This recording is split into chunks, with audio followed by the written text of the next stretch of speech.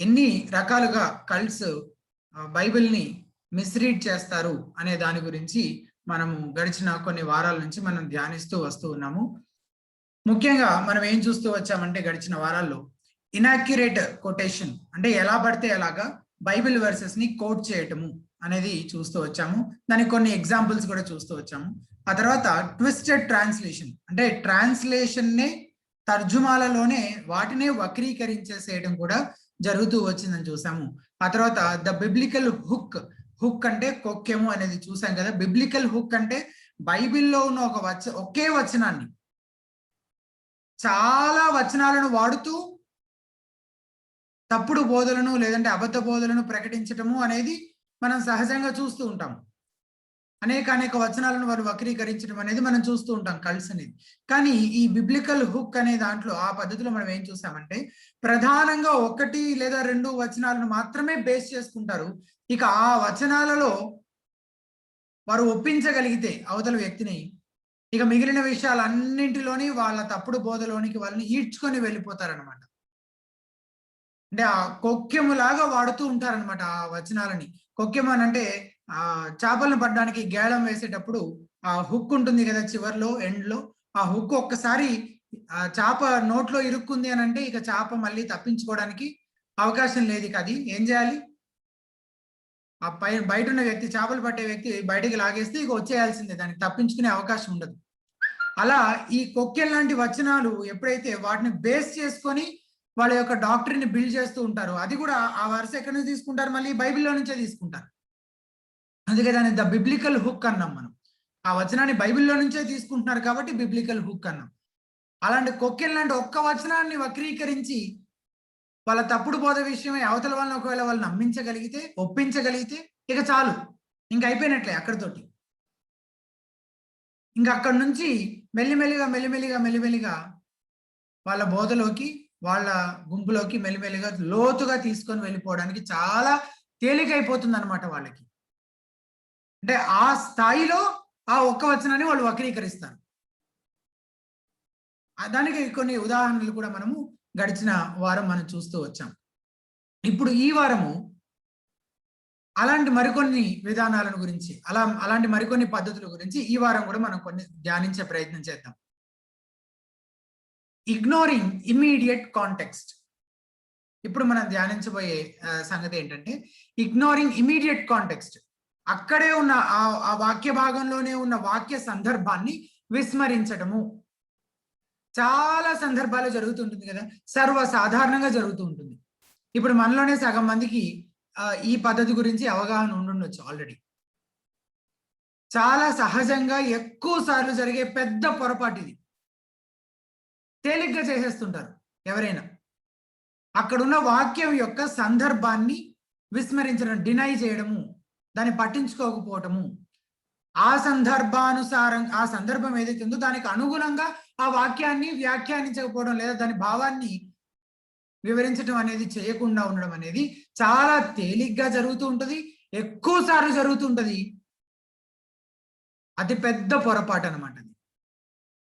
ఆ వాక్య భాగం యొక్క లేదా ఆ వచనాల యొక్క సందర్భాన్ని విస్మరించటము లేదా పట్టించుకోకపోవడము. కల్ట్స్ రాసే పుస్తకాలు ఉంటాయి కదా, కల్ట్స్ ఆ ఆర్గనైజేషన్స్ వాళ్ళు లేదా ఆ డినామినేషన్స్ వాళ్ళు రాసే పుస్తకాలు ఉంటాయి కదా, అందులో కీ పీపుల్ రాసే బుక్స్ ఉంటాయి కదా, అవి మీరు ఎప్పుడైనా చదివితే ఒకవేళ మీకు అర్థమవుతుంది ఏంటంటే ఆ పుస్తకాలని ఇటువంటి పొరపాట్ల చేత నిండిపోయి ఉంటాయి అన్నమాట. ఎటువంటి పొరపాటు చేత? ఈ కాంటెక్స్ట్ ని డినై చేయడము, ఇమీడియట్ కాంటెక్స్ట్ ని ఇగ్నోర్ చేయడం అనే ఈ పొరపాటు మళ్ళీ అనేక సార్లు జరిగి ఈ పొరపాట్లన్నీ ఆ పొరపాట్ల చేత వాళ్ళ పుస్తకాలన్నీ నిండిపోయి ఉంటాయి అన్నమాట. ఒకవేళ వాటిని ఏరి పోగు చేసే ప్రయత్నం చేశారనుకోండి, మేబీ హైదరాబాద్ లోని డంప్ యార్డ్స్ అన్ని సరిపోవేమో, అన్ని ఎక్కువ ఉంటాయి అన్నమాట. ఆ చెత్త అంతటిని పోగు చేసే ప్రయత్నం చేస్తే మన హైదరాబాద్ లోని డంప్ యార్డ్స్ అన్ని సరిపోవన్నమాట. అంత ఎక్కువగా ఉంటాయి అన్నమాట. అంటే అన్ని ఎక్కువ సార్లు చేసే తప్పు, మళ్ళీ చేసే తప్పు ఏంటంటే ఈ ఇగ్నోరింగ్ ద కాంటెక్స్ట్, సందర్భాన్ని విస్మరించటము. ఉదాహరణకి ఇప్పుడు కొన్ని ఉదాహరణలు చూద్దాం. ఈ ఉదాహరణ నేను ఎక్కడి నుంచి తీసుకున్నానంటే స్వయంగా నేనే విన్న సర్మన్‌లో నుంచి. అంటే గడిచిన వారము ఒక హెబ్రోన్ చర్చ్‌లో ప్రీచ్ చేయవలసి వచ్చి నేను వెళ్ళడం జరిగింది. అయితే మెయిన్ మెసేజ్ ఒకవేళ ప్రీచ్ చేయాల్సొస్తే మరి నేనేం చెప్తానని వాళ్ళేమన్నా అనుకున్నారేమో! యూజువల్‌గా కొంతమంది బ్రెదరన్ అసెంబ్లీస్ ప్యాటర్న్‌లో ముందు వర్షిప్ సెర్మన్ ఇస్తారనమాట. సో, అలా నేను వర్షిప్ సెర్మన్‌లో అయిపోయిన తర్వాత నెక్స్ట్ మెయిన్ మెసేజ్ చెప్పిన సహోదరుడు చెప్పిన సెర్మన్‌లో నుంచి తీసుకున్న ఉదాహరణ ఇది. యాక్చువల్‌గా స్వతహాగా నేను హెబ్రోన్ అసెంబ్లీకి దగ్గర దగ్గర 3, 4 సంవత్సరాలు నేను వెళ్ళాను. దానిలో నుంచి బయటకొచ్చేసిన తర్వాత ఇలాంటి పొరపాటులు ఈ కల్ట్స్ అనే దాని గురించి గాని, లేదా వాక్యాన్ని సరిగా ఎలాగా మనం చదవాలి, దాన్ని అర్థం చేసుకోవాలి అనేది నేను నేర్చుకున్న తర్వాత నేను రియలైజ్ అయిన విషయం ఏంటంటే, ఆల్మోస్ట్ ప్రతి సెర్మన్‌లోనూ ఆల్మోస్ట్ ఆల్ అన్ని వచనాల్లో ఏదో ఒక పదాన్ని వాళ్ళు కాంటెక్స్ట్‌ని దాన్ని ఇగ్నోర్ చేస్తూ దాన్ని ఇంటర్ప్రిట్ చేస్తారు. చాలా ఉంటాయి. ప్రతి సెర్మన్‌లోనూ ఉంటాయి. వాళ్ళు ఏం చెప్పాలనుకుంటున్నారో దాన్ని ఆ వరుసలో పెట్టేసి దాన్ని చూపించే ప్రయత్నమే కానీ, నిజంగా ఆ వచనం ఏం చెప్తుంది అని అందులో నుంచి బయటకు తీసుకొచ్చేది, అందులో ఉన్న దేవుని యొక్క సందేశాన్ని బయటకు తీసుకొచ్చే ప్రయత్నము చాలా తక్కువగా జరుగుతది, అరుదుగా జరుగుతుంది. అన్ని సంవత్సరాల పాటు, కొన్ని సంవత్సరాల పాటు ఆ వర్తమానాలను విన్నాను కాబట్టి ఆ అనుభవంతో నేను చెప్తున్నాను ఈ మాట. ప్రతి సెర్మన్‌లో, ఎవ్రీ సెర్మన్ కొన్ని వచనాలు ఖచ్చితంగా ఉంటాయన్నమాట. Out of the context. అసలు అక్కడ సందర్భంతో సంబంధమే ఉండదు. వాళ్ళు చెప్పే మెసేజ్‌కి అక్కడ ఆ వచనం యొక్క అసలు అర్థానికి అసలు సంబంధమే ఉండదు. ఆ వచనం చెప్పేది వేరే ఏదో మెసేజ్. కానీ అక్కడ అయ్యగారు చెప్పేది ఇంకేదో మెసేజ్. సో, ఆ సందర్భాన్ని విస్మరిస్తూ చేసే ఇటువంటివి పొరపాట్లు దొర్లటము వర్తమానాల్లో అనేక సార్లు జరుగుతుంది. అందులో ఒక చిన్న ఉదాహరణ మాత్రం నేను ఇప్పుడు తీసుకొని మీకు వివరించే ప్రయత్నం చేస్తాను. రోమీయులకు రాసిన పత్రిక 6వ అధ్యాయము 11, 12 వచనాలు. రోమీయులకు రాసిన పత్రిక 6వ అధ్యాయము 11, 12 వచనాలను ఒకసారి చదువుకుందాం. దయచేసి మీరందరూ శ్రద్ధగానే వింటూ ఉండుండొచ్చు.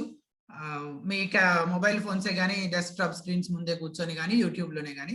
కానీ దయచేసి ఒకవేళ మనం ఏమైనా వచనాలు చదువుతున్నప్పుడు మీరు బైబిల్ తెరిచి అది చూసి నేను చదువుతున్నప్పుడు మీరు చూస్తూ ఉంటే కూడా మనకింకా బాగా మనం బెటర్‌గా మనము దాన్ని అర్థం చేసుకోగలము, గ్రహించగలమనమాట. కాబట్టి దయచేసి ఈ వచనాన్ని ఒకసారి తెరిచి చూడాలని మనవి చేస్తున్నాను. రోమీయులకు రాసిన పత్రిక 6వ అధ్యాయము 10, 11, 12 వచనాలు ఒకసారి చదువుదాం. అటువలే మీరును పాపము విషయమై మృతులుగాను, దేవుని విషయమై క్రీస్తు యేసునందు సజీవులుగాను మిమ్మల్ని మీరే ఎంచుకొనుడి అని చదివారు అయ్యగారు. గడిచిన ఆదివారమే ఈ వచనం చదివారు. మీరు సజీవులుగా ఉంటున్నారు ఇప్పుడు. దేవుడు మిమ్మల్ని సజీవంగా ఉంచాడంటే మీరేం చేయాలి? దేవుని కొరకు వాడబడాలి. ఎంతో మంది చనిపోయారు ఈ కరోనా టైంలో. చాలా మంది చనిపోయి ఉన్నారు. కానీ నిన్ను దేవుడు బ్రతికించాడంటే అది నీ మంచితనమా? లేకపోతే నాలో ఏదో మంచి ఉందనా? అస్సలు కానే కాదు. ఆయన కృపను బట్టి ఆయన మనల్ని సజీవులుగా ఉంచాడు. ఆయన కొరకు నువ్వు వాడబడాలి. ఎలా వాడబడాలి అని చెప్పి ఒక 15 నిమిషాలు వర్తమానం కొనసాగిందండి. అంటే ఇదంతా నేను మీకు చెప్పట్లేదు సుమా. అంటే ఆయన చెప్పింది చెప్తున్నాను నేను ఇప్పుడు దాకా. ఓకేనా? ఇప్పుడు ఆయన చెప్పింది చెప్తున్నాను నేను. సజీవులుగాను మిమ్మల్ని మీరే ఎంచుకోనండి. 12వ వచనం. కాబట్టి శరీర దురాశలకు లోబడినట్లుగా చావునకు లోనైన మీ శరీరమందు పాపమును ఏలనీయకుడి. చావునకు లోనైన మీ శరీరం అనే మాట చూసారు కదా? ఎప్పుడో ఒకసారి చచ్చిపోయే శరీరమే కదా! దానికోసం ఎంత ప్రాకులాట, ఎంత ప్రయాస అసలు. ఇల్లు కట్టుకోవాలి, డబ్బులు పోగేసుకోవాలి, ఇంకా ఏదైనా చేయాలి. ఎంత ప్రయాస పడుతున్నారు. చావునకు లోనైన శరీరం ఒకనాడు మట్టిలో నుంచి దేవుడు మనల్ని చేశాడు. మళ్ళీ తిరిగి మట్టిలో కలిసిపోయేటువంటి ఈ శరీరం కొరకు ఎంత ప్రయాస పడుతున్నారు అని అయ్యగారు చెప్తూ వచ్చారనమాట. కానీ అసలు అక్కడ ఆ చావునకు లోనైనా అనే మాటకి, ఆ సజీవులుగాను అనే మాటకి అసలు అర్థం ఏమిటో ఒకసారి ఆలోచన చేసే ప్రయత్నం చేద్దామా ఆ సందర్భం గురించి? పైకి రండి ఒకసారి. పైకంటే ఎక్కడికి వస్తారు మీరు? 1వ వచనం దగ్గరికి రండి. 1వ వచనం. రోమీయులకు రాసిన పత్రిక 6వ అధ్యాయంలోనూ 1వ వచనం నుంచి కొంచెం క్విక్ గా చూద్దాం. అవసరమైన మాటలు మాత్రం నేను కొంచెం స్ట్రెస్ చేస్తాను. అలాగైనా ఏమందుము, కృప విస్తరింపబడవలనని పాపమందు నిలిచి ఉందమా? అట్లన రాదు. అంటే కృప చేత మన పాపం నుంచి మనం విడిపించబడ్డాం కదా. ఎంత పాపం ఉంటే దానికి అవసరమైనంత కృప దేవుడు మనకు చూపించాడు. అయితే ఇక మనం ఇంకా పాపంలోనే కొనసాగితే దేవుడు ఇంకా కృప చూపిస్తూ ఉంటాడా? అట్లా మనం పాపమందు నిలిచి ఉందామా, కొనసాగుదామా అని ప్రశ్నిస్తున్నాడు. కృప అనుగ్రహించబడింది కదా, విస్తారమైన కృప కదా, నిలిచి ఉందామా అని ప్రశ్నించాడు పౌలు. అట్లన్న రాదు. పాపము విషయమై చనిపోయిన మనము, పాపము విషయమై చనిపోయిన మనము అని అంటున్నాడు కదా. శరీరంగా చనిపోయాము అని భౌతికంగా చనిపోవడం గురించి మాట్లాడుతున్నాడా? కాదు. పాపం విషయమై చనిపోయిన మనము అంటే ఇప్పుడు మనం చనిపోయామా? ఎస్, చనిపోయాం. మనం అందరము ఎట్లా చనిపోయాము? పాపం విషయంలో చనిపోయాము. నిజంగా చచ్చిపోలేదు, మనం బ్రతికే ఉన్నాం. మనం ఇక మీదట ఎలాగూ దానిలో జీవించుదుము, క్రీస్తు యేసులోనికి బాప్తిస్మం పొందిన మనమందరము ఆయన మరణములోనికి బాప్తిస్మము పొందితమని మీరు ఎరుగరా? యేసు ప్రభు వారి మరణంలోనికి మనం బాప్తిస్మం పొందామంట. బాప్తిస్మం పొందేటప్పుడు మనం ఆ నీళ్ళలోకి లోపలికి ముంచబడడం, ఆయనతో పాటు మనం కూడా చనిపోయామని దానికి సాదృశ్యంగా ఉందని మనం చదువుతాం. ఆయనతో పాటు చనిపోయి ఆయనతో పాటు మనం కూడా తిరిగి లేచాము. 4వ వచనం అంటే చనిపోవటం దేని విషయంలో? పాపం విషయంలో. 4వ వచనం కాబట్టి తండ్రి మహిమ వలన క్రీస్తు మృతులలో నుండి ఎలాగు లేపబడినో అలాగే మనమును నూతన జీవము పొందిన వారమై నడుచుకున్నట్లు మనము బాప్తిస్మం వలన మరణములో పాలు పొందుటకై ఆయనతో కూడా పాతి పెట్టబడితిమి. ఆల్రెడీ పాతి పెట్టబడ్డామంట, అయిపోయింది. అది యాక్షన్, పాస్ట్ టెన్స్ లో జరిగిపోయింది. దాని గురించి చెప్తున్నాడు. పాతి పెట్టబడతాము అని చెప్పట్లేదు, పాతి పెట్టబడ్డాము, ఆల్రెడీ అయిపోయింది. అది మనం బాప్తిస్మం తీసుకున్నప్పుడు కాదు, ఇంకా స్పష్టంగా చెప్పాలంటే మనం యేసునందు విశ్వాసం ఉంచి తిరిగి జన్మించినప్పుడే ఇదంతా జరిగిపోయింది. ఆయనతో కూడా మనం పాతి పెట్టబడ్డాము. మరియు 5వ వచనం ఆయన మరణం యొక్క సాదృశ్యమందు ఆయనతో ఐక్యము గలవారమైన ఆయన పునరుద్ధానం యొక్క సాదృశ్యమందును ఆయనతో ఐక్యము గలవారమై ఉందుము. చనిపోయే విషయంలో ఆయనతో పాటు మనం కూడా ఆయన యందు విశ్వాసం ఉంచడం ద్వారా మనము కూడా ఆయనతో పాటు చనిపోయిన వారమైతే, ఆయన చనిపోయి తిరిగి 3వ దినాన తిరిగి సజీవుడిగా తిరిగి లేచాడు కాబట్టి మరణంలో మనకు సాదృశ్యంగా ఉంటే తిరిగి లేగవటంలో కూడా మనకు ఆయన సాదృశ్యమే. మనం కూడా ఆయనతో పాటు చనిపోయిన వారమై ఆయనతో పాటు తిరిగి లేచిన వారమే.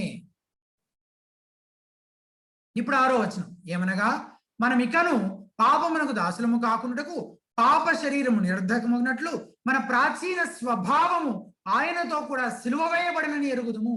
స్వభావము, పాపము విషయంలో చనిపోయాము అని చూసాము. చనిపోవడం దేని విషయంలో? పాపం విషయంలో. పాప స్వభావము, ప్రాచీన స్వభావము ఆయనతో కూడా సిలువ వేయబడిందంట. మనం చనిపోయినప్పుడు అది జరిగింది. మన ప్రాచీన స్వభావం ఏం చేయబడింది? సిలువ వేయబడిందంట ఆయనతో పాటు. మనం చనిపోయినప్పుడు అది జరిగింది. మనం తిరిగి జన్మించినప్పుడు అది జరిగింది. చనిపోయిన వాడు, 7వ వచనం, చనిపోయిన వాడు పాప విముక్తుడని తీర్పు పొంది ఉన్నాడు.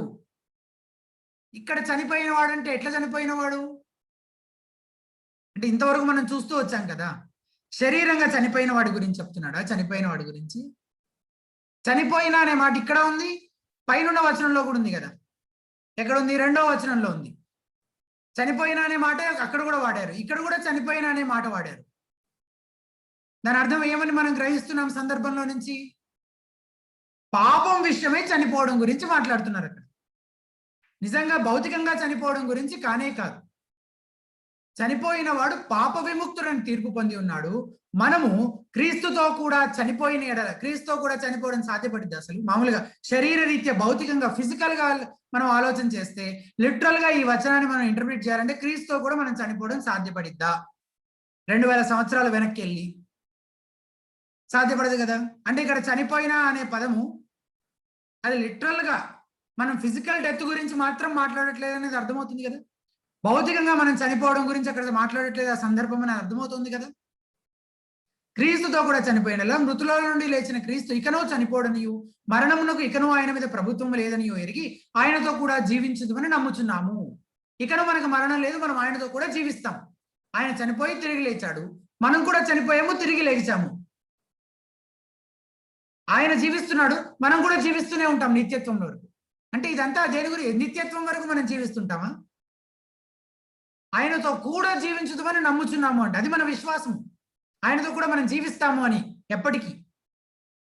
ఎప్పటికీ ఇట్లా శరీరంతో పాటు మనం ఎప్పటికీ జీవిస్తామా? అసలు అది ఫిజికల్ డెత్ గురించి మాట్లాడుతుందా అనేది ప్రశ్న.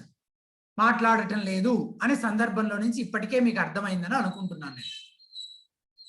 10వ వచనం, ఎలయనగా ఆయన చనిపోవట చూడగా పాపం విషయమై ఒక్కమారే చనిపోయింది కానీ ఆయన జీవించడం చూడగా దేవుని విషయమై జీవించుచున్నాడు. 11వ వచనం, ఇప్పుడు 11వ వచనం చూడండి. అటువలనే మీరును పాపము విషయమై మృతులుగాను దేవుని విషయమై క్రీస్తు యేసునందు సజీవులుగాను మిమ్మల్ని మీరే ఎంచుకొనుడి అని అంటున్నాడు. కన్సిడర్, ఎంచుకోండి అలాగ మిమ్మల్ని మీరు. మృతులుగా ఎంచుకోండి. ఎలాగా? పాపం విషయమై. సజీవులుగా ఎంచుకోండి. ఎలాగా? యేసు క్రీస్తునందు. ఆయన యందు సజీవులు మీరు. ఆయన అనుగ్రహించాడు ఆ జీవాన్ని మీలో ఆ జీవాన్ని మీకు అనుగ్రహించింది ఎవరంటే అది ఆయన. తిరిగి మిమ్మల్ని జీవింపజేసింది ఎవరంటే ఆయన. సో మనం ఆయన యందు మనం సజీవులము అంటే ఇది ఆత్మ సంబంధమైన వాటిని గురించి మాట్లాడుతున్నాడే కానీ శరీర సంబంధమైన వాటి గురించి మాట్లాడట్లేదు. కానీ అయ్యగారు మెసేజ్ ఏం చెప్తున్నారు? మళ్ళీ గుర్తు చేయమంటారా? కరోనా వచ్చి ఎంతో మంది చచ్చిపోయారు, మీరు ఈరోజు జీవిస్తూ ఉన్నారు, సజీవులుగా ఉన్నారు మీరు అంటున్నారు. చూసారు? అసలు నిజంగా అంటే వాక్యాన్ని మనం క్షుణ్ణంగా దాన్ని పరిశీలిస్తే కానీ చాలా మందికి అర్థం కానటువంటి విషయం ఇది. సజీవులం అనే పదానికి అదే 2 అర్థాలు వచ్చే అవకాశం ఉంది. కానీ నిజంగా మనం ఇప్పుడు సజీవంగా మనం జీవిస్తున్న ఈ భౌతిక శరీరం పరంగా మనం జీవిస్తున్న ఈ జీవితం గురించి, ఆ జీవం గురించి అక్కడ మాట్లాడుతున్నాడు. మన ప్రాణం గురించా? లేదు. ఆత్మీయంగా, ఆత్మపరంగా మనం ఏం చేయబడం? తిరిగి జీవించాము మనము, తిరిగి జన్మించాము మనము. క్రీస్తు యేసునందు సజీవులుగాను. చావునకు లోనైనా అనే శరీరము అనే దానికి కూడా అదే అర్థం అనమాట. అంటే ఈ శరీర రీత్యా కాదు కానీ అది ఆత్మ సంబంధమైన విషయాలను గురించి పౌలు ప్రస్తావిస్తూ ఉన్నాడు. సందర్భాన్ని పట్టించుకోకుండా దాన్ని విస్మరిస్తూ ఎట్లా పడితే అట్లాగా దాన్ని వ్యాఖ్యానం చేసే ఈ తప్పుడు విధానము పద్ధతిని కల్ట్స్ విస్తృతంగా ఎక్కువ సార్లు చాలా మంది చేసే అతిపెద్ద పొరపాటు అనమాట. అలర్ట్, ఎప్పుడు అలర్ట్ గానే ఉండాలి, ఆల్వేస్ ఆన్ అలర్ట్. ఎవరు వాక్యం చెప్తున్నా సరే దాని అర్థం ఇదేనా, దాని అర్థం ఇదే, నిజంగా ఆ వచనం ఇదే చెప్తుందా, అక్కడ సందర్భం ఏంటి, ఆ సందర్భంలో మనం ఆ వచనాన్ని అర్థం చేసుకునే ప్రయత్నం చేయాలి. కానీ ఎలా పడితే అలాగే దాన్ని అర్థం చేసుకుంటే చాలా నష్టం. అంటే వాక్యం దేవుడు ఏం మనతో మాట్లాడాలనుకుంటున్నాడో అది కాకుండా వాళ్ళు ఏం చెప్పాలనుకుంటున్నారో వాళ్ళు చెప్పుకుంటూ వెళ్ళిపోతుంటారు అన్నమాట. దానివల్ల మనకి ఏ మేలు జరగదు. అంటే దేవుని ఉద్దేశము, దేవుని యొక్క ప్రణాళిక నెరవేరదు. అందుకంటే ప్రాముఖ్యంగా మేలు జరగకపోగా దేవుని యొక్క ప్రణాళిక, దేవుని యొక్క ఉద్దేశం ఏదైతే ఉందో మనకి బైబిల్ ద్వారా దేవుడు మనకి మాట్లాడాలని ఏదైతే దేవుడు ఉద్దేశించాడో అది మాత్రము నెరవేరే అవకాశం ఉండదు. ఇక మరో తప్పుడు విధానము లేదా పద్ధతిని గురించి ఆలోచన చేద్దాం. సందర్భాలను కూల్చేయడం, కొలాప్సింగ్ ద కాంటెక్స్ట్. సందర్భాలను కూల్చేయడం అంటే దీన్ని వివరిస్తాను నేను. మీకు టైటిల్ని బట్టి అర్థం కాకపోవచ్చు, దాన్ని ఇంకా వివరించే ప్రయత్నం చేస్తాను. అంటే సంబంధం లేని 2 వేరు వాక్య భాగాలను వాటి సందర్భాలను విస్మరిస్తూ కలిపేయడం అనమాట. మిక్సింగ్ కొంచెం సిమిలర్ గానే ఉంటుంది కానీ ఇంకా మీరు నాతో పాటు ఆలోచన చేసే ప్రయత్నం చేయండి, మీకు ఇంకా బాగా అర్థమవుతుంది. సంబంధం లేని అంటే రెండింటికి సంబంధమే లేదు అసలు. అంటే ఇప్పుడు ఈ 2 వాక్య భాగాలు, ఈ వాక్య భాగం కంప్లీట్ గా వేరే దాని గురించి మాట్లాడుతుంది, ఈ వాక్య భాగం కంప్లీట్ గా వేరే దాని గురించి మాట్లాడుతుంది. 2 డిఫరెంట్ సబ్జెక్ట్స్, రెండింటికి సంబంధమే లేదు. అలాంటి సంబంధమే లేని 2 వేరు వాక్య భాగాలను వాటి యొక్క కాంటెక్స్ట్ లో నుంచి బయటకు తీసేసి ఏ సందర్భంలో అయితే ఉందో ఆ సందర్భాలలో నుంచి ఆ వచనాల వరకు ఇట్లా బయటకు తీసేసి ఈ రెండింటిని కలిపేయడం అనమాట. కలిపేశారు. ఇంకా రెండింటిని కలిపేసి ఒక కొత్త బోధ సృష్టిస్తారనమాట. ఒక కొత్త న్యూ టీచింగ్, ఒక యూనిక్ టీచింగ్ ని సృష్టిస్తారు. కొలాప్సింగ్ ద కాంటెక్స్ట్, సందర్భాలను కూల్చేయడము. వాస్తవానికి ఇది పెద్ద చిక్కుముడి లాంటిది అనమాట. ఎందుకంటే మనం వాక్యం సహాయంతో అర్థం చేసుకోవాలి అనే మంచి నియమాన్ని ఈ తప్పుడు పద్ధతి చెడగొడుతుంది. యాక్చువల్గా it is a very good and perfect principle. ఏంటంటే స్క్రిప్చర్ ఇంటర్ప్రిట్స్ స్క్రిప్చర్. ఒక ప్లేస్ లో ఉన్న వాక్య భాగాన్ని మనం అర్థం చేసుకోవడం కోసం బైబిల్లో అదే విషయాన్ని గురించి ఇంకా వేరు వేరు చోట్ల ఎక్కడెక్కడ ప్రస్తావించబడిందో ఆ వచనాలను మనం వాడుకుని ఉపయోగించుకుంటూ వాటి యొక్క వెలుగులో ఇప్పుడు మనం చదువుతున్న ఈ యొక్క వాక్యాన్ని మనం అర్థం చేసుకోవటము అనేది the perfect way to interpret the scriptures. మన అనుదినము వాక్యం చదివేటప్పుడు కూడా, మనం బైబిల్ని ఎవ్రీడే మెడిటేట్ చేసేటప్పుడు కూడా we have to look for cross references. ఎంతసేపు దేవుడు మనకు ఆల్రెడీ ఇచ్చిన అండర్స్టాండింగ్ లో నుంచే కాకుండా అసలు ఒక వచనాన్ని మనం చదివినప్పుడు దాన్ని అర్థం చేసుకోవటానికి క్రాస్ రిఫరెన్సెస్ కూడా ఉపయోగించుకోవాలి ఖచ్చితంగా. ఆ వచనాన్ని మిగిలిన బైబిల్లో ఉన్న వేరు వేరు వచనాలు, అంటే సంబంధించిన వచనాలు, సంబంధమే లేని వచనాలు ఏ పడితే కాదు. దానికోసం ఆల్రెడీ బైబిల్ పండితులు మన కోసము చాలా ప్రయాసపడి క్రాస్ రిఫరెన్సెస్ ని కంకార్డెన్సెస్ ని మన కోసం అవైలబుల్ గా ఉంచారు. తెలుగులో కూడా ఉన్నాయి. అర్థం చేసుకునే ప్రయత్నం చేయాలి. ఈ యొక్క మంచి ప్రిన్సిపల్ ని, గుడ్ ప్రిన్సిపల్ ని, మంచి నియమాన్ని చెడగొట్టే విధంగా ఈ యొక్క తప్పుడు పద్ధతిని అవలంబిస్తూ ఉంటారు కల్ట్స్. వాళ్ళు కూడా ఇట్లాగే చేస్తుంటారు. క్రాస్ రిఫరెన్సెస్ ని కోట్ చేస్తారు, కానీ ఒకదానికి సంబంధమే ఉండదు అనమాట. అసలు కంప్లీట్ గా డిఫరెంట్ సబ్జెక్ట్స్, డిఫరెంట్ కాన్సెప్ట్స్. అట్లాంటి రెండు వచనాలను తీసుకొచ్చి క్లబ్ చేసేస్తారు. అందులో నుంచి డాక్ట్రిన్సే క్రియేట్ చేస్తారనమాట. డాక్ట్రిన్సే సృష్టిస్తారు, సిద్ధాంతాలనే బోధించే ప్రయత్నం చేస్తారు. ఒక ఉదాహరణ చూద్దాం. ఒక ఉదాహరణ ఏంటంటే, మార్మన్స్ యొక్క డాక్ట్రినల్ స్టేట్మెంట్ లో ఏముంటుందంటే, మార్మన్స్ యొక్క డాక్ట్రినల్ స్టేట్మెంట్ లో ప్రతి మనిషి తాను భౌతికంగా జన్మించక ముందే, భౌతికంగా అంటే ఫిజికల్ గా, శరీరంగా ఇంకా జన్మించక ముందే ఉనికిలో ఉంటాడు. అంటే ఆత్మలాగా ఉంటాడు, ఒక స్పిరిట్ బీయింగ్ లాగా ఉంటాడు. ముందు నుంచే ఉన్నాడు, ఎప్పటి నుంచో ఉంటాడు. కానీ ఆ పర్టికులర్ సర్టెన్ పాయింట్ ఆఫ్ టైంలో ఫిజికల్ కన్సెప్షన్ జరుగుతుంది, అంటే శరీరంగా అప్పుడు పుడతాడనమాట. కానీ అతని ఆత్మ మాత్రం ఎప్పటి నుంచో ఉనికిలోనే ఉంది అనేది వాళ్ళ టీచింగ్, వాళ్ళ యొక్క విశ్వాసం. మీకు అర్థమైందని అనుకుంటున్నాను. ఆత్మ మాత్రం ఎప్పటి నుంచో ఉనికిలో ఉంది, కానీ ఫిజికల్ గా ఆ ఆత్మ శరీరాన్ని ధరించుకోవడం మాత్రం పుట్టుకతో జరుగుతుంది. మనిషి జన్మించడము, మనిషి పుట్టడం అనేది జరుగుతుంది కదా. ఆ పుట్టుకప్పుడు ఓన్లీ ఆత్మ శరీరాన్ని ధరించుకుంటుంది, అంతేగాని ఆత్మ మాత్రం ఎప్పటి నుంచో ఉనికిలో ఉంది అని చెప్తారు. దానికి వాళ్ళు బేస్ చేసుకునే రిఫరెన్సెస్ ఉన్నాయి కొన్ని. మార్మన్స్ మిషనరీ మాన్యువల్లో ఇలా రాసింది. ఏమని రాసింది? We all lived in a premortal existence as spirits with our father in heaven. పరలోకమందు అందున్న మన తండ్రితో ఆత్మ రూపంలో, యాజ్ స్పిరిట్స్, ఆత్మలుగా మనం అందరము, వి ఆల్ లివ్డ్, జీవించాము. ప్రీమార్టల్ ఎగ్జిస్టెన్స్ అంటే మృతతుల్యమైపోయే ఈ శరీరాన్ని మనం ధరించుకోక ముందు కూడా ఆత్మలు లాగా మనం ఎప్పటి నుంచో పరలోకమైన తండ్రి దగ్గర జీవించాము అని చెప్తున్నాడు. We all lived in a premortal existence as spirits with our father in heaven. ఇది వాళ్ళు నమ్మేది అనమాట. ఈ బోధను వాళ్ళు నమ్ముతారు అనడంలో ఎటువంటి సందేహం లేదు. వాళ్ళ ఇతర పుస్తకాల్లో కూడా ఈ బోధ కనబడుతుంది.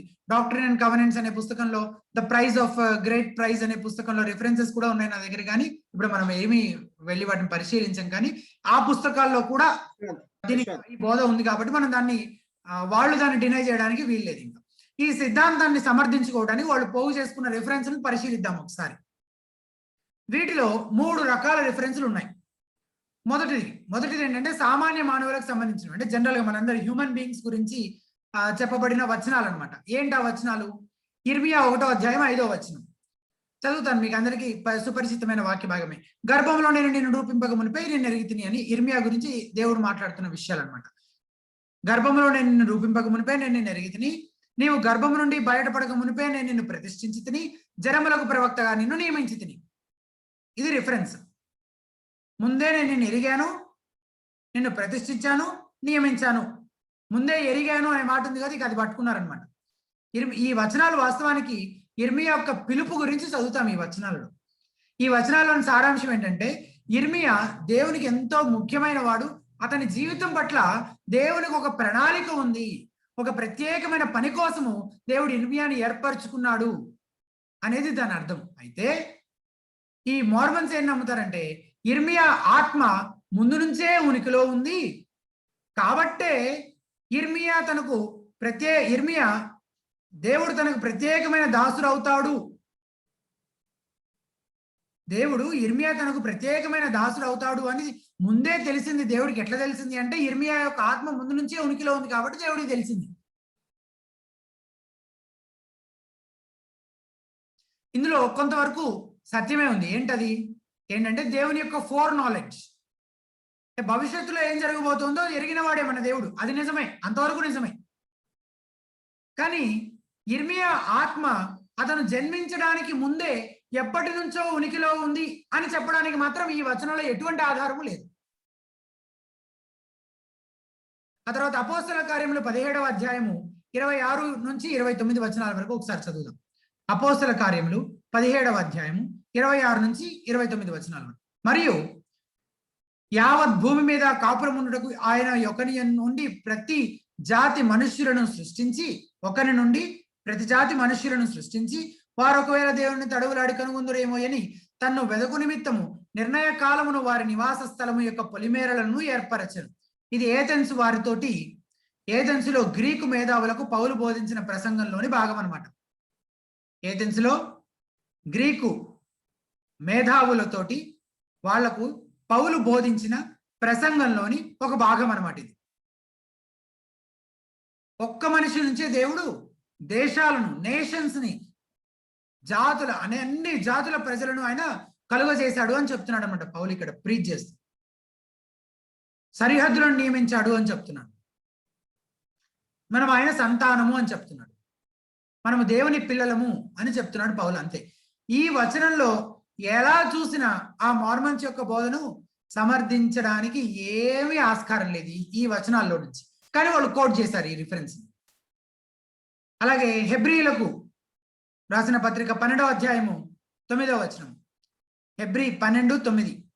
మరియు శరీర సంబంధులైన తండ్రులు మనకు శిక్షకులై ఉండిరి, వారి యందు భయభక్తులు కలిగి ఉంటుమి. అట్లయితే ఆత్మలకు తండ్రి అయిన వానికి మరి ఎక్కువగా లోబడి బ్రతుకువలను కదా. ఆత్మలకు తండ్రి అయినా అనే మాట చూశారు కదా. ఇక ఈ వచనంలో దేవుడు ఆత్మలకు తండ్రిగా చెప్పబడ్డాడు కాబట్టి మోర్మన్స్ ఏమంటారంటే దేవుడు ఆత్మలకు జన్మనిస్తాడు. ఆ ఆత్మలకు ముందు జన్మనిస్తాడు, తరువాత మృతతుల్యమైన శరీరాలు ఇవ్వబడతాయి వాళ్ళకి. ఈ వచనాన్ని ఆధారం చేసుకొని, ఆ మాటను ఆధారం చేసుకొని చెప్తారు. హెబ్రీ గ్రంథకర్త ఏం చెప్తున్నాడు? దేవుడు ఆత్మలను సృష్టించిన వాడు అని చెప్తున్నాడు. ఇక్కడ చెప్పబడిన ఆత్మలకు మోర్మన్స్ నమ్మే శరీరాలు లేకుండా ముందుగానే సృష్టించబడిన ఆత్మలకు సంబంధమే లేదు. ఆ ఆత్మలు ఎప్పుడు ఉనికిలోకి వచ్చాయో ఈ వచనాలు ఏమీ మాట్లాడడం లేదు. ద టైం ఎప్పుడు, అది జన్మించినప్పుడా లేదా జన్మించక ముందే ఎంతో కాలం నుంచే ఆత్మల రూపంలో ఉనికిలో ఉన్నారా అనే ఆ టైం గురించి అసలు ఈ వచనంలో ఎక్కడైనా ఏమైనా క్లూ ఉందా? అసలు ఏమీ లేదు. ఆ ఆత్మలు ఎప్పుడు ఉనికిలోకి వచ్చాయో ఈ వచనాల్లో ఏమీ దానికి సంబంధించిన ఎవిడెన్సెస్ ఏమీ, క్లూ ఏమీ లేదనమాట. కల్ట్ యొక్క లిటరేచర్ లో మనం గమనించే మరో విషయం ఏంటంటే ఒక యునిక్ డాక్ట్రిన్ ని సమర్థించుకోవడం కోసం బైబిల్ వచనాలను కోట్ చేస్తారు. కానీ ఆ వచనాలు ఆ సిద్ధాంతాన్ని లేదా బోధన ఎలా సమర్థిస్తున్నాయో వివరించరు. సరిగ్గా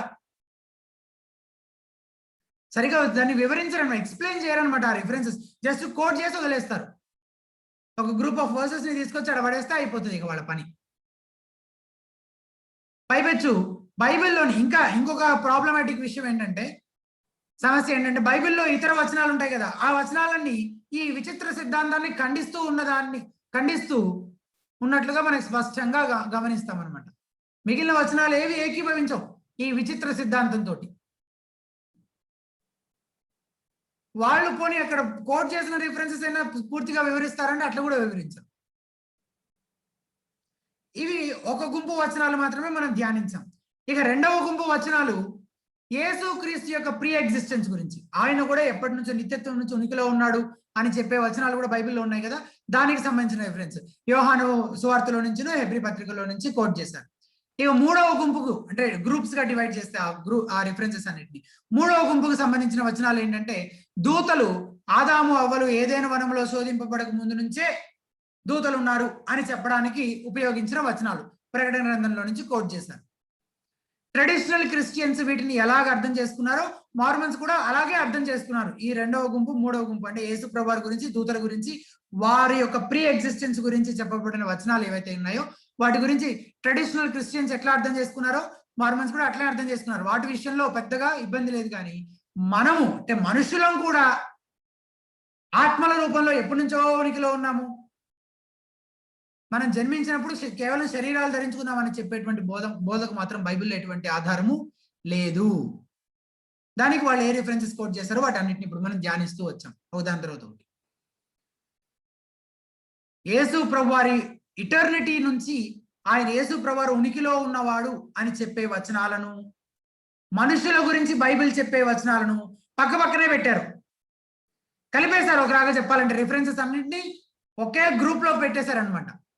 యేసు ప్రభువారి ప్రీ ఎగ్జిస్టెన్స్ గురించి అలాగే మనుషుల గురించి బైబిల్ ఏం చెప్తుందో ఆ రిఫరెన్సెస్ అన్నింటినీ ఒకే సెట్ లాగా చేసేసి కలిపేశారు. అంటే అలా చేయడం ద్వారా వాళ్ళ తప్పుడు సిద్ధాంతాన్ని సమర్థించుకునే ప్రయత్నం చేస్తున్నారనమాట వాళ్ళు. అంటే యేసు ప్రభువారు లాగే మనుషులు కూడా ఆత్మరూపంలో తమ భౌతికంగా జన్మించడానికి ముందు నుండే ఉనికిలో ఉన్నారు ఎప్పటి నుంచో అని చెప్పే ప్రయత్నం అనమాట. అట్లా కలిపేయటం వల్ల కొలాప్సింగ్ ద కాంటెక్స్, వాటి యొక్క సందర్భాలను విస్మరిస్తూ డిఫరెంట్ సబ్జెక్ట్స్ అవి కంప్లీట్ గా, కానీ వాళ్ళు కలిపేస్తారనమాట. అన్నిటినీ కలిపేసి ఏవో విచిత్ర సిద్ధాంతాలను సృష్టిస్తూ ఉంటారు. యాక్చువల్గా ఇది మార్మన్స్ యొక్క థియాలజీతో ఈ వ్యాఖ్యానం ఏదైతే వాళ్ళు నమ్మే ఈ బోధ ఏదైతే ఉందో అది సరిగ్గా సరిపోతుంది వాళ్ళ థియాలజీతో. ఎందుకంటే వాళ్ళు ఏం నమ్ముతారో తెలుసా, మీకు చాలా ఆశ్చర్యంగా అనిపిస్తుంది ఈ విషయాలని చెప్తూ ఉంటే. మీరు నమ్ముతారో నమ్మరు. వాళ్ళు ఏం నమ్ముతారంటే మనం కూడా ఒక రోజున యేసుక్రీస్తు లాగా అవుతాము అని నమ్ముతారనమాట. యేసు ప్రభువారి లాగా అవుతాం మనము. తండ్రి అయిన దేవుడు కూడా మనిషే. God the father is also a man once. ఒకప్పుడు ఆయన కూడా మనిషే. ఆయన యేసు ప్రభువారు మనకంటే కొంచెం ఎవల్యూషన్ ఇవాల్వ్ అయ్యి పరిణామం చెంది ఆ దేవుడు అనే ఆ స్థితికి వాళ్ళు చేరుకున్నారు. మనం కూడా ఇప్పుడు అదే క్రమంలో ఉన్నాం. మనం కూడా వాళ్ళు దేవుడు ఉన్న స్థితికి మనం కూడా చేరుకుంటాము. వాళ్ళు మనకంటే కొంచెం ముందు ఆ స్థితికి చేరుకున్నారు, ఇవాల్వ్ అయ్యారు, ఎవల్యూషన్ పరిణామం చెందుతారు కదా వేరు వేరు దశల్లో. అట్లా తండ్రి అయిన దేవుడు కూడా మనిషే. ఆయన కూడా అట్లా పరిణామం చెందుతూ ఈ రోజున్న ఈ స్థితిలో ఆయన ఉన్నాడు. మనం కూడా అదే క్రమంలో ఉన్నాం. కాకపోతే వాళ్ళు కొద్దిగా ముందున్నారు, మనం వెనకాల వెళ్తున్నాం అంతే అని వాళ్ళు నమ్ముతారనమాట. కాబట్టి వాళ్ళు ఇందాక ఆత్మలుగా సృష్టించబడ్డాం ఎప్పుడోనే అని అన్నారు చూస్తారా, ఆ బోధకి ఈ థియాలజీలో కరెక్ట్ గా సరిపోతుంది అనమాట, ఫిట్టింగ్ గా ఉంటుంది. జోసెఫ్ స్మిత్ ఒకసారి ఇలా అన్నాడు, ఏమన్నానంటే God himself was once as we are now. మనం ఇప్పుడు ఎలా ఉన్నామో, ఏ స్థితిలో ఉన్నామో, గాడ్ హిమ్సెల్ఫ్ దేవుడు కూడా వాజ్ వన్స్ ఒకప్పుడు అలాగే ఉన్నాడు. And is an exalted man and sits enthroned in yonder heavens. ఇప్పుడు ఎక్కడున్నాడంటే పరలోకంలో హెచ్చించబడిన మానవునిగా ఆయన ఇప్పుడున్నాడు. కానీ ఒకప్పుడు మనం ఏ స్థితిలో ఉన్నామో ఒకప్పుడు ఆయన కూడా అటువంటి స్థితిలోనే ఉన్నాడు దేవుడు అంట. మనుషులు ఇప్పుడు ఎటువంటి స్థితిలో ఉన్నారో ఒకప్పుడు ఆయన కూడా అటువంటి స్థితిలో ఉన్నాడని చెప్తున్నాడు జోసెఫ్ స్మిత్.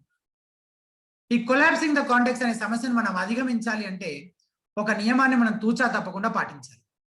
ఏ వచనాన్నైనా దాని సందర్భంలో అర్థం చేసుకునే ప్రయత్నం చేయాలి ముందు.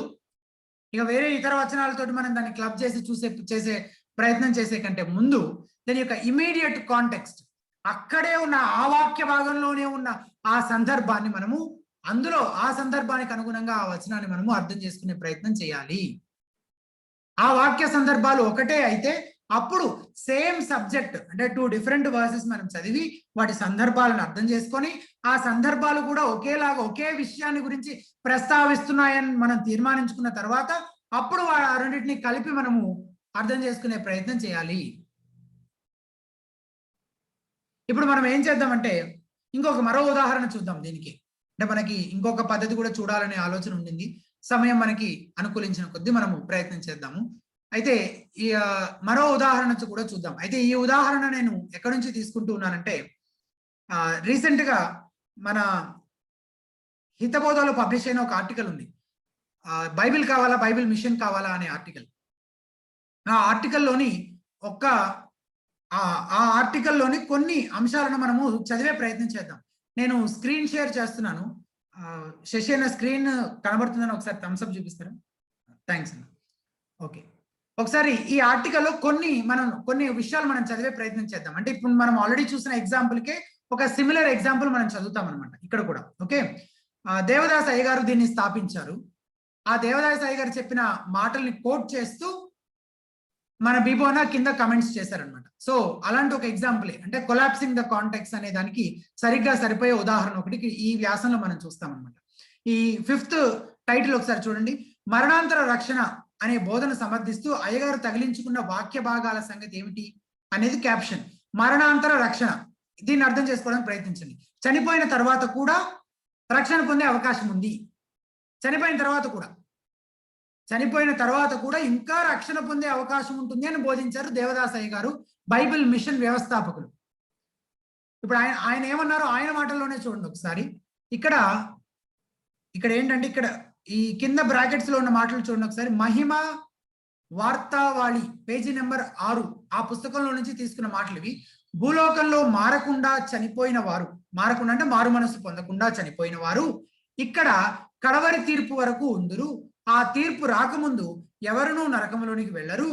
మారుటకై ప్రతివానికి ఎక్కడో ఒక చోట ఎప్పుడో ఒకప్పుడు ఏదో ఒక విధముగా దేవుడు సమయం ఇచ్చును. తృణీకరించు వారు ఎక్కడనూ మారరు. అంటే ఇంకా పైనున్న ప్యాసేజ్ కూడా చదివితే మనకి ఇంకా బాగా అర్థమవుతుంది. పైనున్న ప్యాసేజ్ కూడా అంత దాని గురించే. మీకు సమయం ఉంటే దయచేసి ఈ వ్యాసాన్ని మీరు ఒకసారి దర్శించి విజిట్ చేసి మీరు చదవాల్సిందిగా మనవి చేస్తున్నాను. 4వ హెడ్డింగ్ కూడా 4th హెడ్డింగ్ కూడా మరణం తర్వాత కూడా రక్షణ పొందే అవకాశం ఉంటుందా? సో ఈ 2 పారాగ్రాఫ్స్ లో చాలా క్లుప్తంగా ఎక్స్ప్లెయిన్ చేయబడింది అనమాట. సో ఎక్కడో ఒక చోట మారు మనసు పొందే అవకాశం దేవుడు ఇస్తూనే ఉంటాడు. అంటే ఇక్కడ చనిపోయిన తర్వాత పాతాళంలో కూడా అవకాశం ఉంటుంది. అక్కడ కూడా మారు మనసు పొందకపోతే అప్పుడు తీర్పులోకి వెళ్తారు, నరకానికి వెళ్తారు.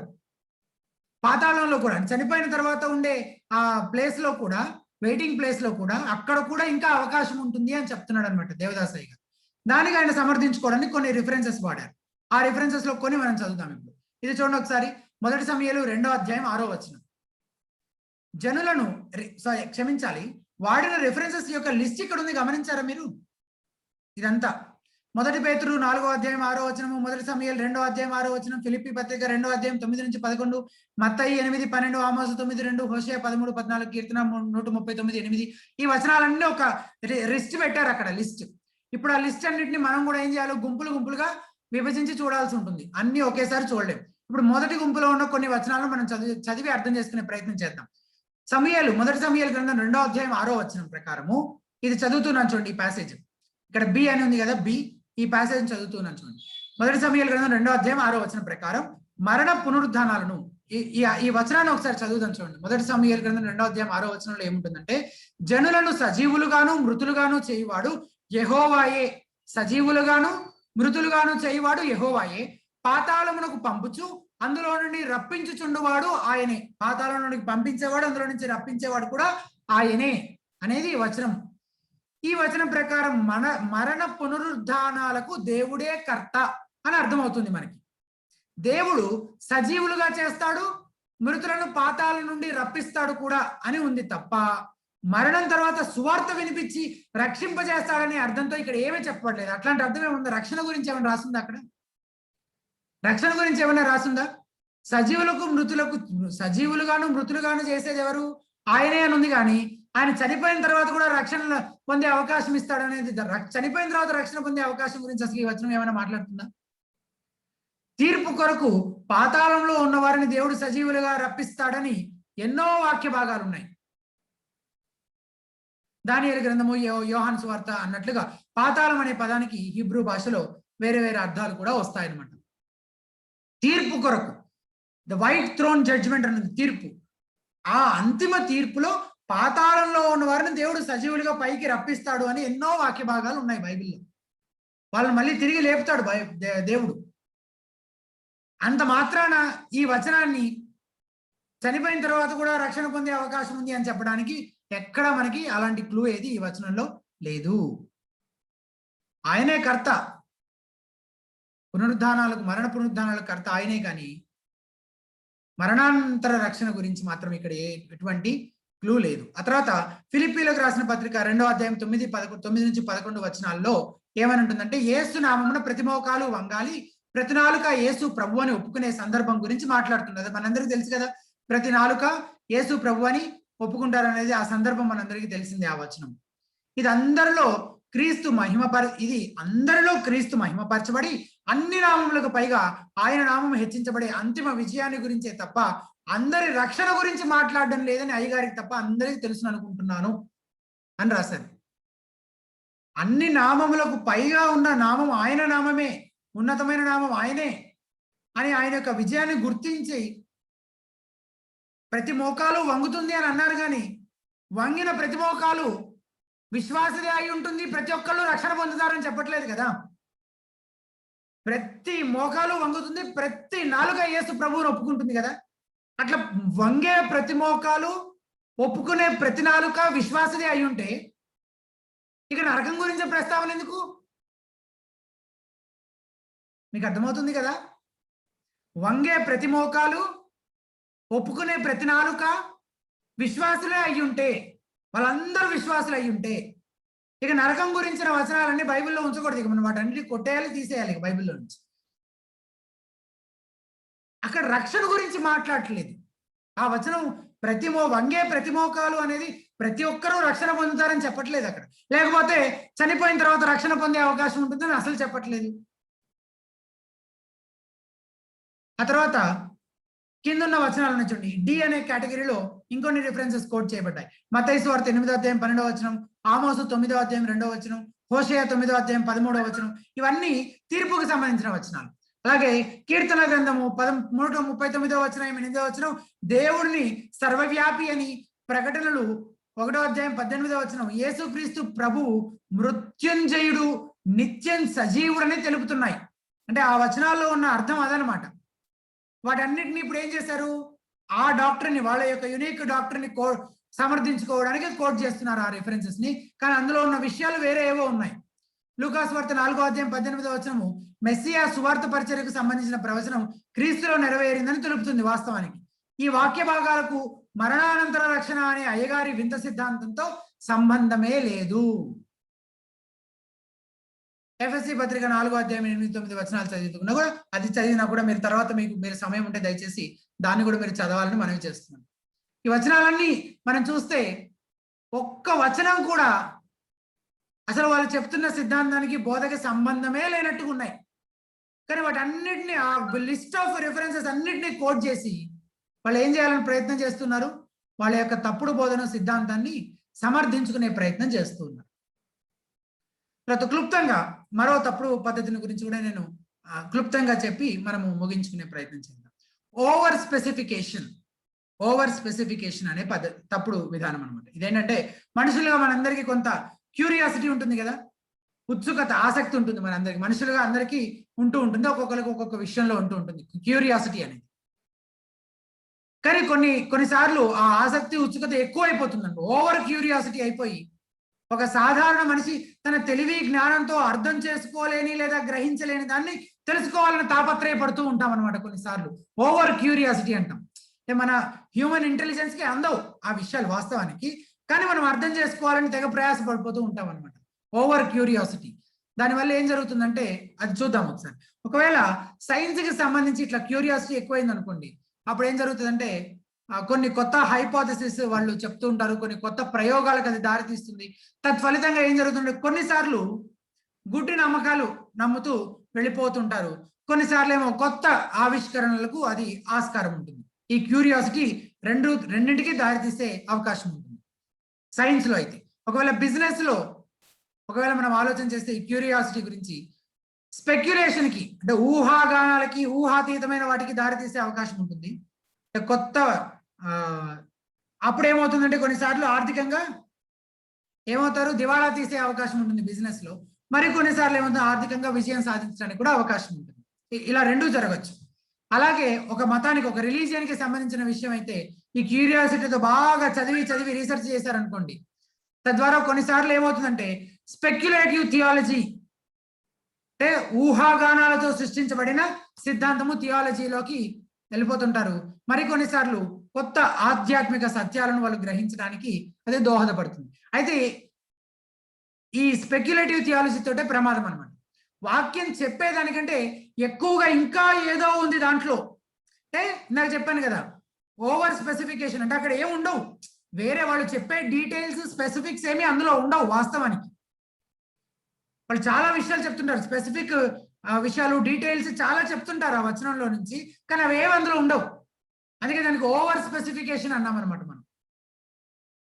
అంటే ఆ వచనంలో నుంచి ఇంకా ఏదో మనం దాని గురించి దాంట్లో ఉన్న మర్మాలు ఏవో మనం తెలుసుకోవాలి. ఇంకా మనుషులకి అందని వాళ్ళ జ్ఞానానికి అంతు చిక్కని విషయాలు ఏవో అందులో ఇంకా ఉన్నాయి. వాటిని మనము తవ్వి బయటకు తీయాలి, వాటిని ఇంకా తెలుసుకోవాలి అని చేసే ప్రయత్నంలో ఈ స్పెక్యులేటివ్ థియాలజీ ఊహాగానాలతోటి ఊహాతీతమైన విషయాలతోటి వాళ్ళ యొక్క థియాలజీ నిండిపోతూ ఉంటుందన్నమాట. వాక్యం చెప్పేదానికంటే ఎక్కువగా ఇంకా ఏదో చెప్తుంది అని అక్కడ లేనిది ఏదో చెప్పేస్తుంటారు అనమాట. అక్కడ లేనిది ఏదో చెప్పేసుకుంటూ వెళ్తుంటారు. ఉదాహరణకి 2 చిన్న ఉదాహరణలు ఇస్తాను. ఒక ఉదాహరణ, క్రిస్టియన్ సైన్స్ అనే కల్ట్ ని స్థాపించిన బేకర్ ఎటీ తన కీ టు ద స్క్రిప్చర్స్ అనే పుస్తకంలో జెనసిస్ 1:1 గురించి కమెంటరీ రాశారు ఆవిడ. ఇప్పుడు మనం ఆ కమెంటరీ అంతా చదవము. జెనసిస్ 1:1 గురించి కమెంటరీ రాశారు. ఎవరైనా సరే మామూలుగా క్రైస్తవులు చదివితే ఆమె రాసిందంతా అబ్బో బానే ఉంది, అసలు ఎంతటి మర్మాలు వివరించింది ఈమె అసలు అని అబ్బురపడే విధంగా ఉంటాయి. ఆ వ్యాఖ్యానం అంతా అలా ఉంటుందన్నమాట అందులో సంగతులు. కానీ అక్కడ ఆ వచనంలో ఉన్నదానికంటే ఆమె లేనిది ఏదో చాలా రాసుకుంటూ పోయింది. అనవసరమైన చెత్తంతా రాసుకుంటూ పోయింది అనమాట ఆమె దాంట్లో. అసలు అక్కడ ఉన్న జెనసిస్ 1:1 ఉన్న ఆ వచనానికి అక్కడ ఉన్న కమెంటరీకి అసలు సంబంధమే ఉండదన్నమాట. అంత చెత్త రాసుకుంటూ పోయింది. ఇప్పుడు ఆ చెత్త అంతా మనం చదివితే చాలా టైం వేస్ట్ అవుతుంది మనకి. అలా రాసుకుంటూ పోయిందనమాట. మరో ఉదాహరణ చూద్దాం. అంటే అక్కడ లేనిది ఏదో చూసే ప్రయత్నం, ఇంకా క్యూరియాసిటీ ఎక్కువైపోయి లేని మర్మాలు ఏవో తవ్వేటువంటి ఈ యొక్క తప్పుడు విధానం పద్ధతి గురించి మరో ఉదాహరణ సేమ్ ఇందాక మనం చదివాం కదా హితబోధాలోని ఒక ఆర్టికల్. అదే ఆర్టికల్లో నుంచి ఇంకొక ప్యాసేజ్ ని మనం చదివే ప్రయత్నం చేద్దాం.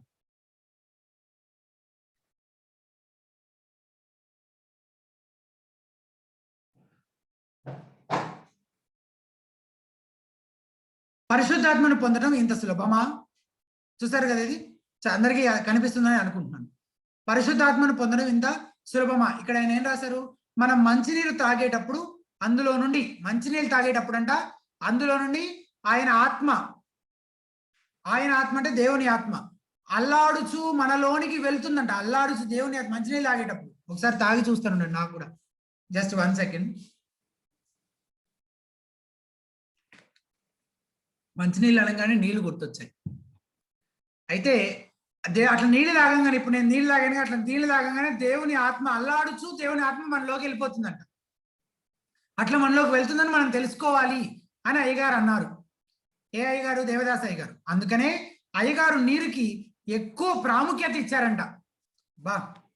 నీళ్ళు ఎక్కువ తాగడం కోసం బైబిల్ రిఫరెన్స్ ని కోట్ చేసిన వ్యక్తిని, అంటే ఆయన అట్లా కోట్ చేయలేదు, ఆయన స్పిరిచువల్ సెన్స్ లోనే కోట్ చేశారు. ఆత్మను పొందుకోవడం కోసం నీళ్లు తాగాలన్న సెన్స్ లోనే చెప్పారు. నీళ్లు తాగడం ఆరోగ్యానికి మంచిది అని చెప్పి వర్స్ ని ట్యాగ్ చేయలేదు. నిజంగానే తాగడం వల్ల ఆత్మను మనం పొందుకుంటామనే సెన్స్ లోనే ఆయన చెప్పాడు అనమాట. కాబట్టి నీళ్లు తాగడానికి ఆయన చాలా ప్రాముఖ్యతను ఇచ్చారంట అయ్యగారు. ఆయన జీవిత చరిత్ర పేజీ నెంబర్ 52 ఇక్కడ ఒక రిఫరెన్స్ కూడా కోట్ చేశారు. అది ఎక్కడి నుంచి తీసుకున్నారు ఈ మాటని.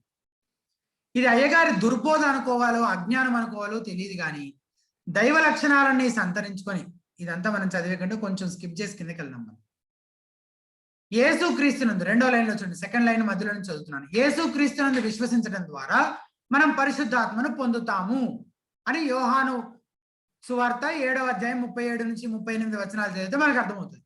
అది యేసు మన కొరకు చేసిన రక్షణ కార్యంతో విడదీయరాని దీవెన. ఏది? పరిశుద్ధాత్మను పొందుకోవడం అనేది. అది ఎట్లా జరుగుతుంది అంటే క్రీస్తునందు మనం విశ్వాసం ఉంచడం ద్వారా మనం అలా దీవించబడతాం, మనకు అనుగ్రహించబడే దీవెన. ఆ విషయం వాక్యం స్పష్టంగా చెప్తుంది. పరిశుద్ధాత్మ జలములపై అల్లాడింది సృష్టి చేసే క్రమంలోనే తప్ప ఎల్లప్పుడూ ఆయన ఎక్కడ నీళ్లు కనిపిస్తే అక్కడ అల్లాడుతూ ఉంటాడని, ఆ నీళ్లు త్రాగడం ద్వారా పరిశుద్ధాత్మను పొందగలమని వాక్యం చెప్పట్లేదు. ఆ వాక్యం అట్లా చెప్తుందా? ఆదికాండం ఆదికాండము మొదటి అధ్యాయంలో దేవుని ఆత్మ అల్లాడుతుందనే వచనాన్ని ఎవరైనా అసలు ఇట్లా దాన్ని వ్యాఖ్యానించడం మీ జీవితంలో విన్నారా ఎప్పుడైనా?